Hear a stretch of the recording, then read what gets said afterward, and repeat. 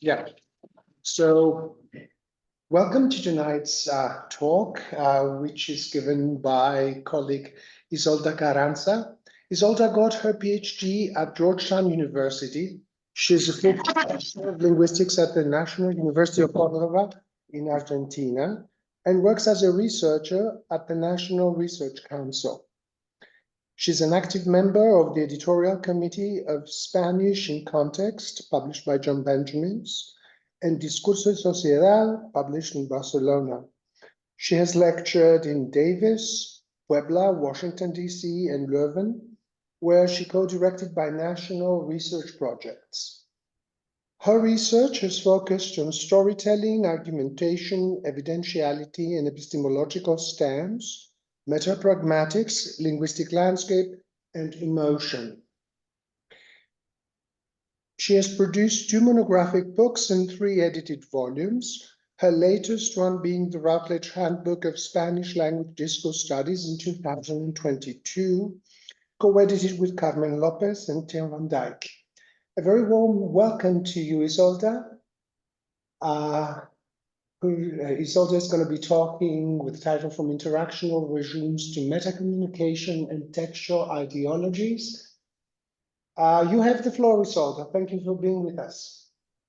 Thank you, Costas. I'm delighted to join the people in your courses and in this initiative that is possible only because we share a lingua franca. So thank you for having me. And as you can see from the first slide, the talk will have 4 parts. I will be referring to interactional routines, which are part of regimes, to metacommunication, to textual ideologies, and to what institutions teach us. Okay, let me, since I know that the Greek bunch are mostly interested in linguistic landscape, I'd like to join you with this chapter that is already on the market. And as you see, even when I deal with linguistic landscape, I connect that to institutions. The other bibliographic references are the few papers in English from the last 10 years, because most of my publications have been in Spanish, and there are other things but in English, but they are from back in time. I will be interested in a sort of methodological approach that connects data from multiple sources and also detects patterns that are repeated, and that therefore the empirical base can be wide and solid. I start from interactional routines because they exist and they are recurrent patterns because they turn out to be the best solutions to recurrent problems. But you will see that I build bridges to the other levels of analysis, and I'm interested in social structures that we know as institutions.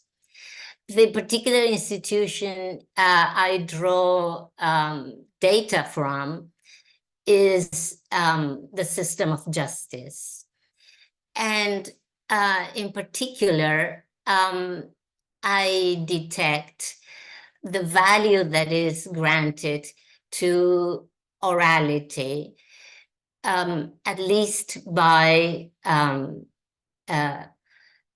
theoretical legal doctrine, and the principle of the co-presence of the judge and the defendant, because it is believed that the quality of information the judge obtains from that co-presence is the best possible one, and more information can be obtained than from other sources.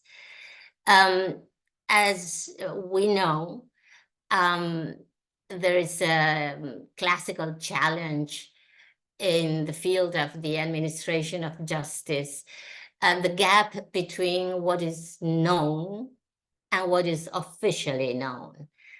The latter has undergone established processes and mechanisms.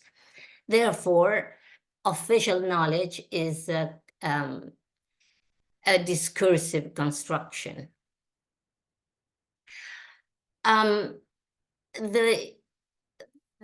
We will be noticing linguistic resources and the use of indefinite adjectives by the expert participant, and hyperonyms to trigger the desired answer by the witness. However, it will become clear that this provision of new information is actually a fiction. We will see that some and any present the entities as not the entities they accompany, relationship and relative, as not part of the participants' common ground. And there's a careful lexical choice because relative is a hyperonym. And then I have called this type of recurrent pattern revelation, because the witness is assigned the position of origin or source of what is known in the here and now. Let's see. The lawyer's utterances are clearly addressed to the witness, but they are designed for the judge. It is clear that this routine must be understood as a mise en scène, as the French say, as a staging of knowledge disclosure, actually designed for the receiver who is the target, and the target is the judge. In this particular slide, we see that there is a long silence after the first try, any neighborhood group, and the witness doesn't react to that, any gang, again a long pause with a special name, and the prosecutor keeps fishing for the desired answer, which is an answer he knows already. He knows beforehand, till the prosecutor gives up and says, for example, Los Chavos. Oh, yes, which is practically equivalent to, oh, yes. Therefore, the routine may not run smoothly, but if it fails,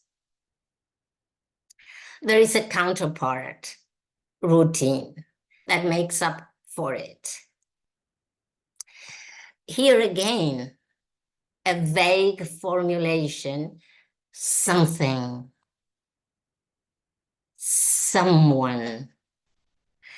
And the answer is straightforward. No, nothing.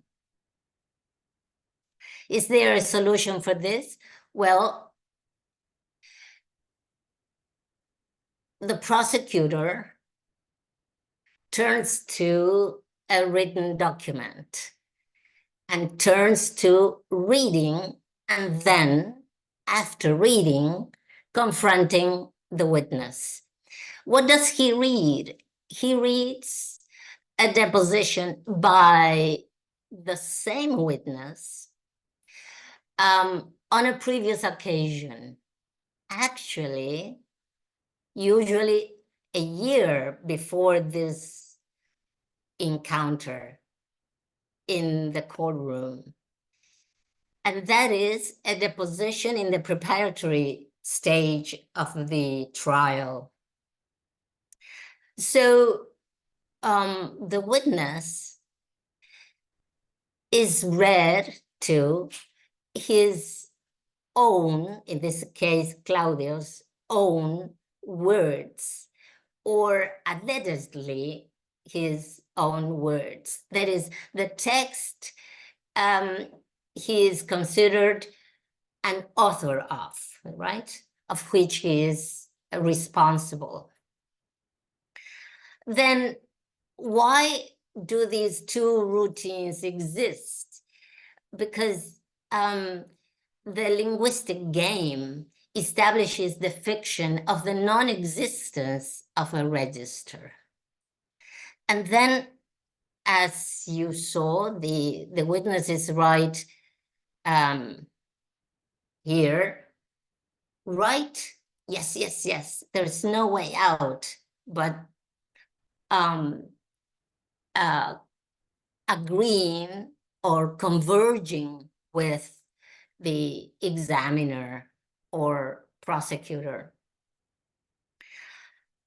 My point in choosing this panoramic view of the particular institution I'm interested in is to stimulate thought about other institutions. We do know about routines in which we ask questions, the answers of which we know beforehand.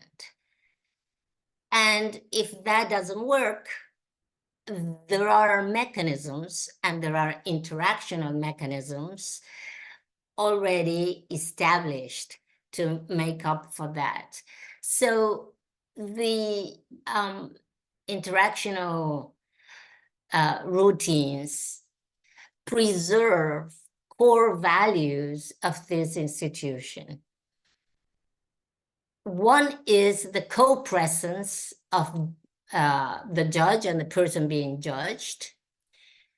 And the other is the quality of information. And for any prescribed routine, there is an escape. Therefore, complying with a relatively fixed interactional modes preserves, and with the idealization of the source of knowledge, connects the individual, in this case, the institutional participant, to the institutional collectivity. I am arguing here that presenting information with a legitimated means implies making that information be accepted as true. In this sense, these routines institute the official truth. And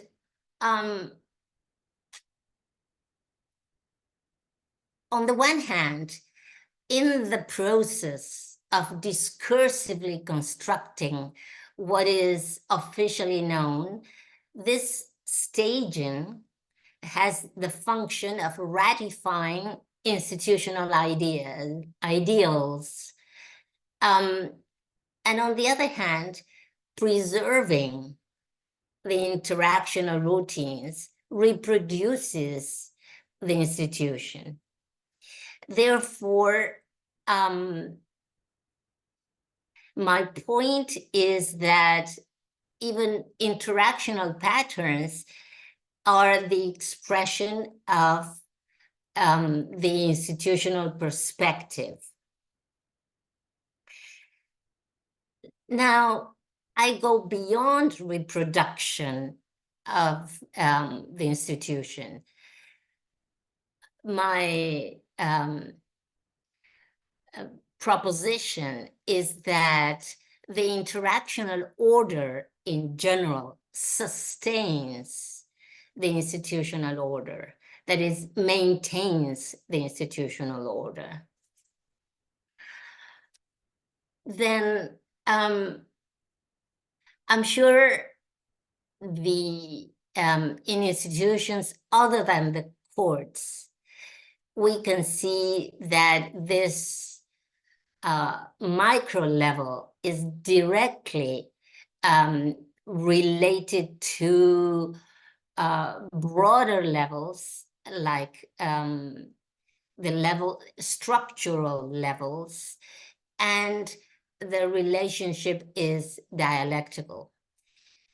All right, let's move on to the second part, which is seldom explored.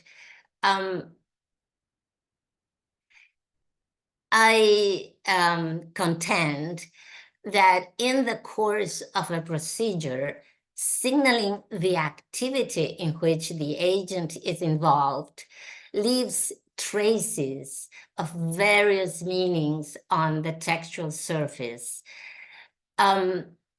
Some metapragmatic indices frame the communication.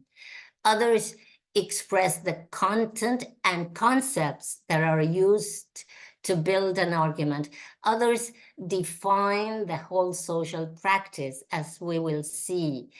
We will see that in the process of actually carrying out a criminal trial, institutional members say, we are here to find out the truth, or they say what complicity is, and they say what should be done. And it's curious to notice that even religious institutions do that too. You may consider a religious service in which the priest, pastor, or the expert says, being a Christian consists in doing this and that, which simultaneously is a statement about herself or himself. Let's have a look at data. It's been so hard to uncover the truth of the events. And notice that in criminal trials, like in any institutional event, speech event, you get a range of metapragmatic indices, from the explicit ones in a continuum to the more implicit ones. Therefore, you do hear, for example, this defense denies the charges. or I request. Therefore, performatives are the most explicit indices, but you also have labels for previous speech. For example, that's a lie, or that's a gimmick.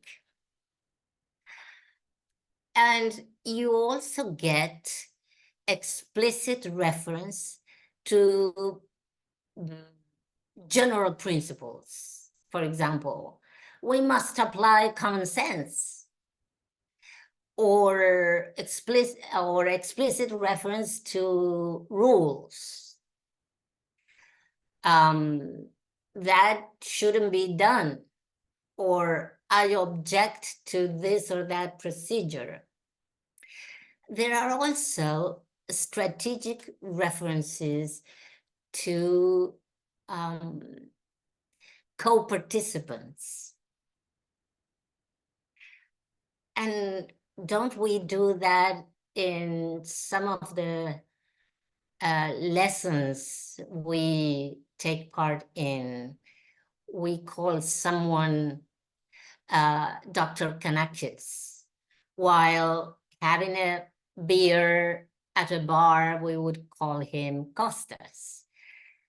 Well, references to the judge, to the jury, are an opportunity for identification moves, which define the in-group, which is the most implicit metapragmatic index style. And we know that styles indexes the speaker's expertise, the courtroom, the type of event. But let's not go to the most implicit end of the continuum. Let's examine this case. We have in our hands not only people's property, but their lives. Our focus cannot be the form. And notice what this defense attorney means. Let's not take this testimony too seriously. That is, he wants to value other sorts of evidence rather than testimonial evidence. And it's very hard to challenge these statements of general principles, of general rules, because the institutional participants share those principles and those rules.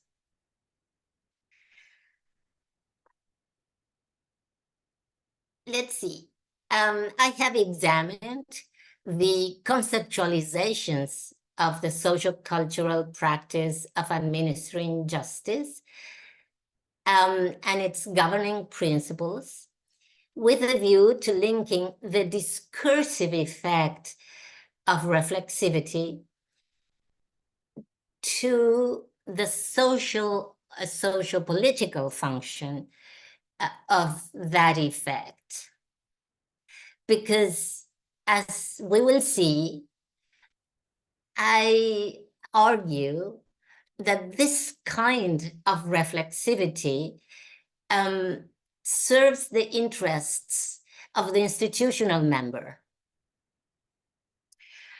In this other instance,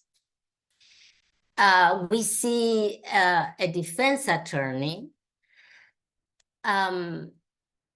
saying, first of all, we must connect an action to a result.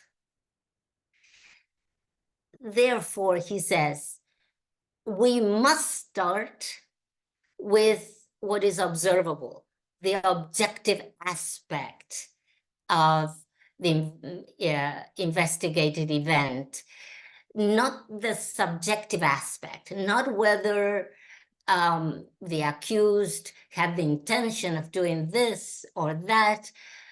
Let's connect an action to the result. And that is exactly what this defense attorney is doing and is actually presenting himself as doing.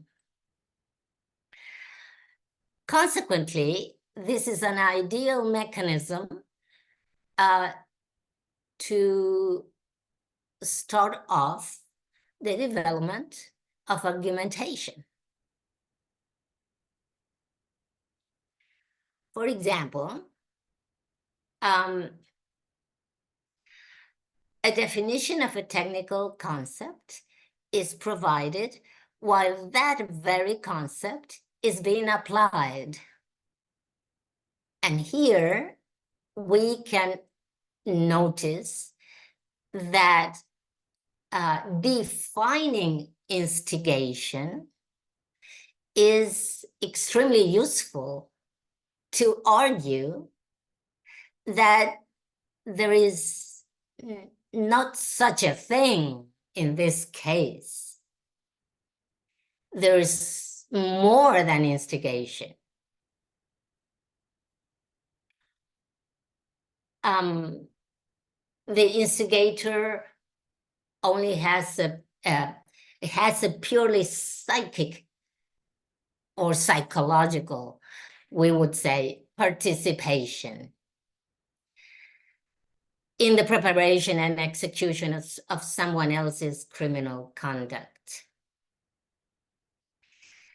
The findings confirm that metacommunication helps to structure communicative activity, but it is relevant here to emphasize that in the courts, by implying that one's action is an instance of the norm, a legal reality is created.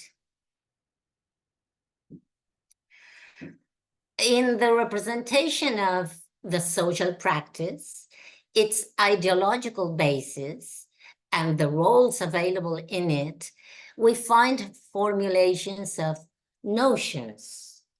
We find institutional prescriptions. We find conceptions about outgroups. For example, lay people. And all these elements belong to the specific institutional culture in question. Let's move on to the third section.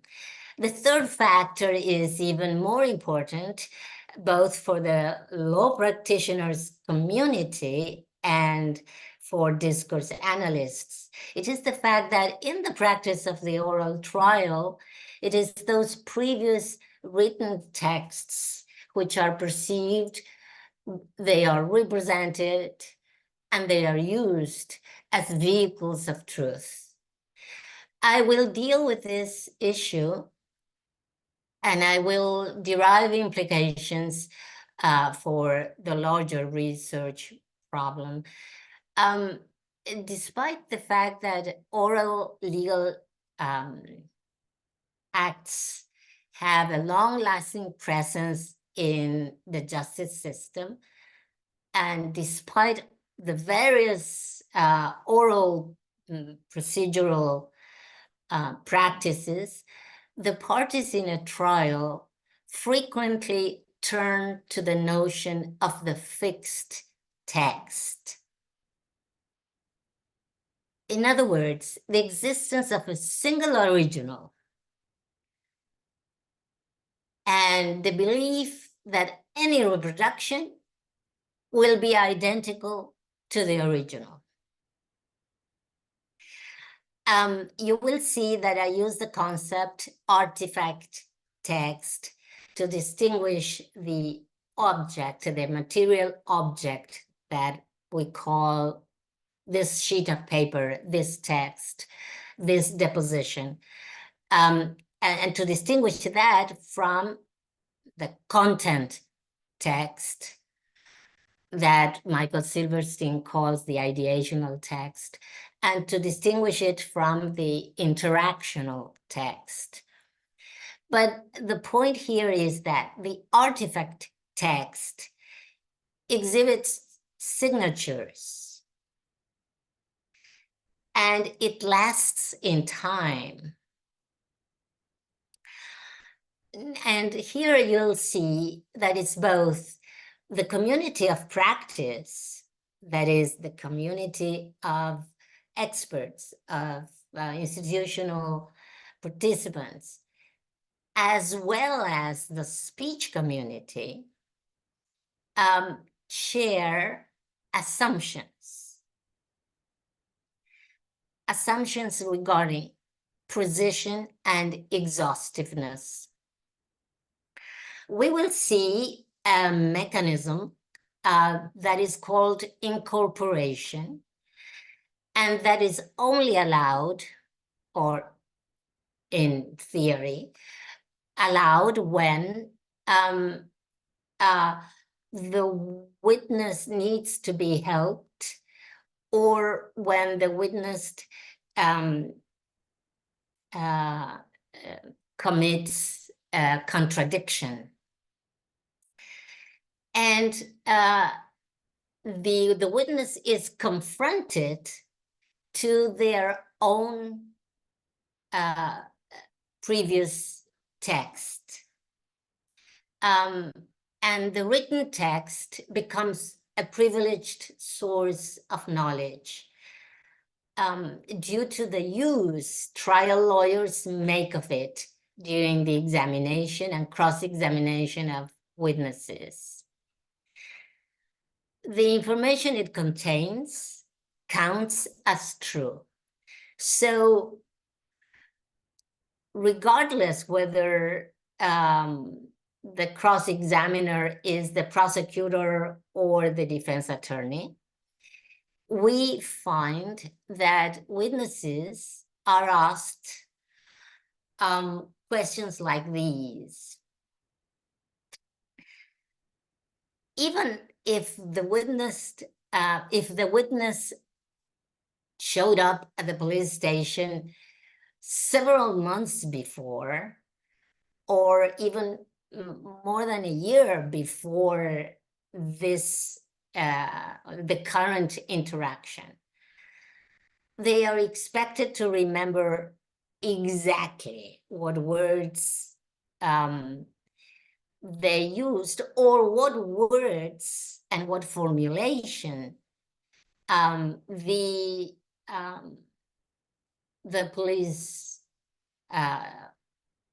force clerk typed in their own version of the oral deposition. And they are asked when they contradict themselves, did you lie then, or are you lying now? And they are asked, when did you remember better, then or now? Therefore, there's only one compulsory answer. And we will clearly recognize that this is effective for the exercise of power. Witnesses' communicative skills and capacity to respond seldom enable them to challenge the written text superiority. Only in rare cases are witnesses capable of resisting being considered the origin of an assertion. More frequently, witnesses' resistance to ratify certain content is easily overcome by the lawyer. How?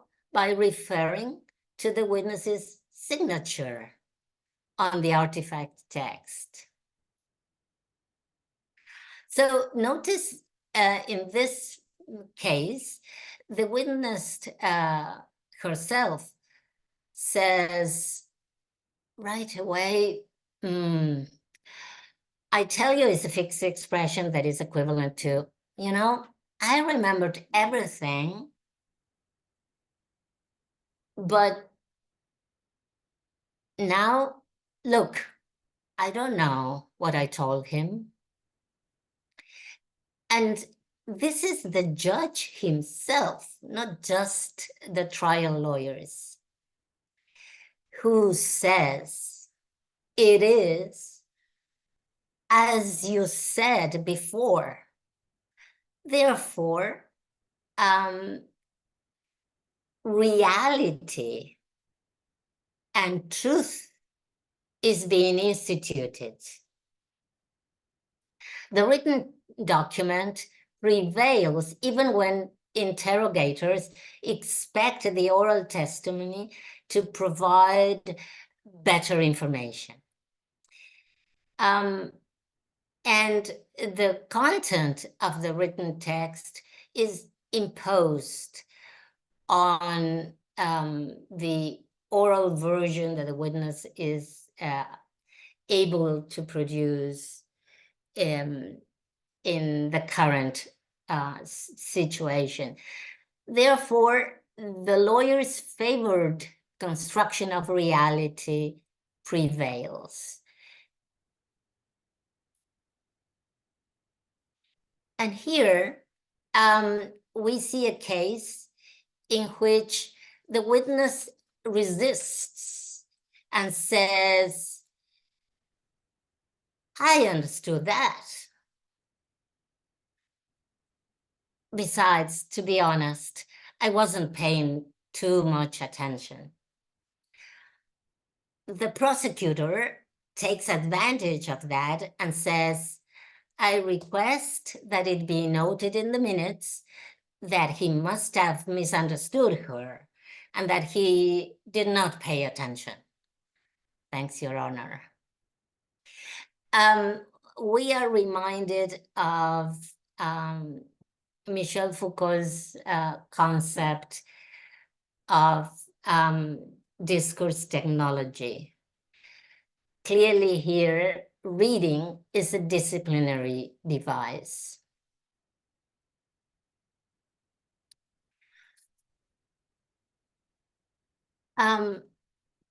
Presenting information through legitimated media results in that it be accepted as true.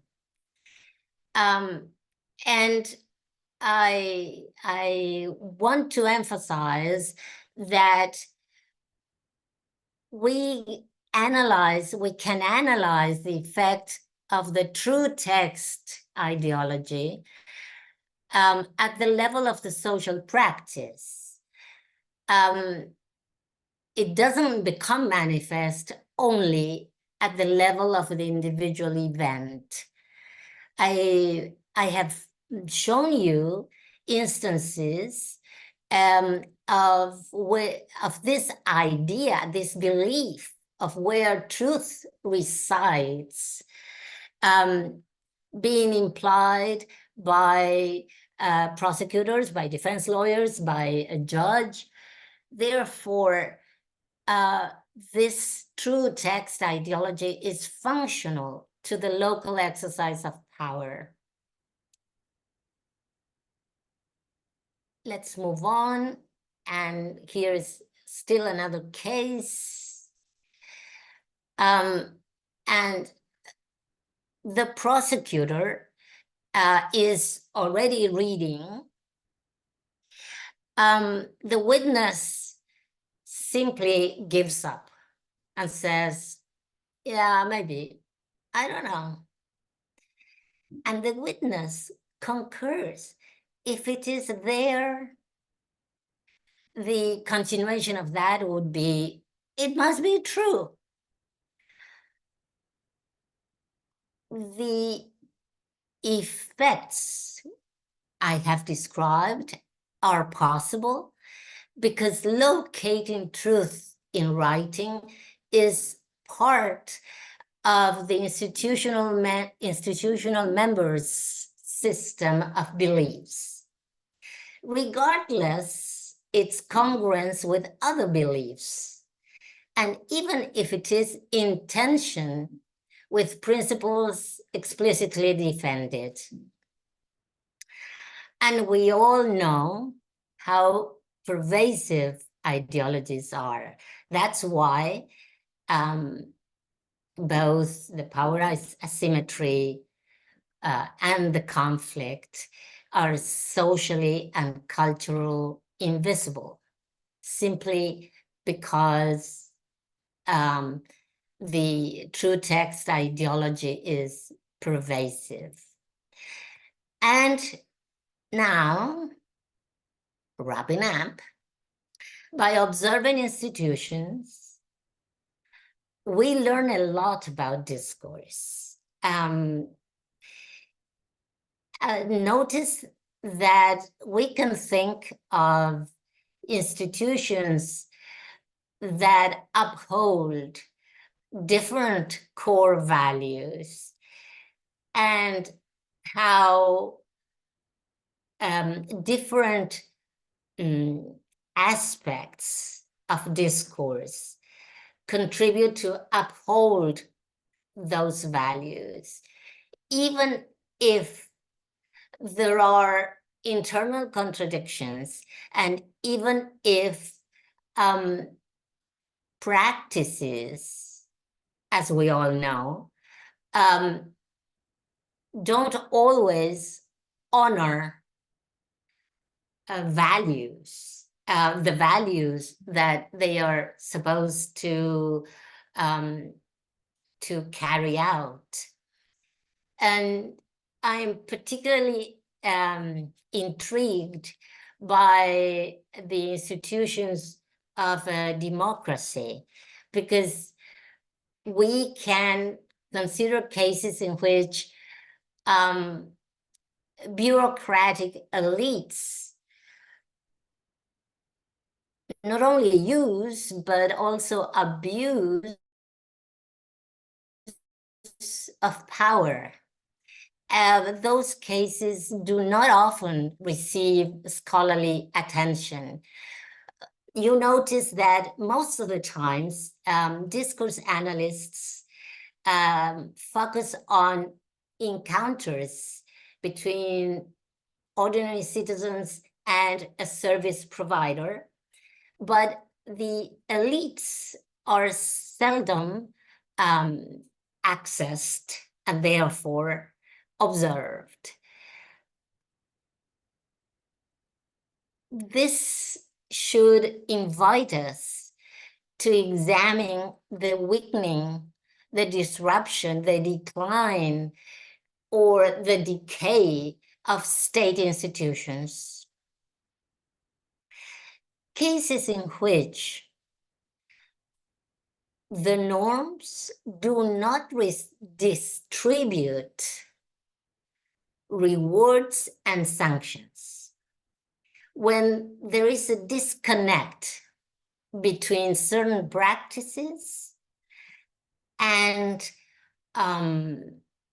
the ideologies that state institutions preserve. And of course, we know what happens when institutions decline, when they leave a void that is filled by other agents. And well, if we consider state institutions that provide healthcare, if they retreat from a competent performance, another group will come and offer the service in exchange for loyalty. And I hope I have made it clear that if we restrict ourselves to the close analysis of interactions, there is only so much we can see. But if we contextualize them into the social structures and their historical conjunctures, we learn so much more. And also, there is a lot to be gained from trans-contextual ethnography and from connecting findings from various levels of discourse. I hope I can invite the experts in discourse to go beyond discourse and to see the cultural dimensions of our object of study. So, Evharisto, I'd like to show a list of the bibliographic references you might be interested in the future. Thank you. Thank you very much, Isolda, for a really interesting talk, for a talk that gave us food for thought. It is really interesting to see how you pinpoint issues of the text that has originally been oral, but then signed and put into writing, becomes the ultimate authority against which the truth of what the witness says will be judged. I think that's pretty sobering for us doing discourse, and in a way minimizing written language, as sociolinguistics has been doing for the past 50 years. It is sobering as well as disquieting. I really enjoyed your comments on the incorporation of those aspects of official texts into the process, which are themselves indices of the very institutional setting in which they are produced. There is a lot of self-referential talk in there, as is usual in institutional settings, because they have to be constructed somehow. But what is most important, and what I had thought of it before, but you brought it to life again, this idea of being obliged to remember exactly what you said months ago and being cast as a liar or as unreliable witness if you simply do not remember anymore what you then remembered quite vividly, is pretty interesting about the implication it has to justice. So I would like to thank you again and to open up the floor to questions from our audience. A lot of colleagues from abroad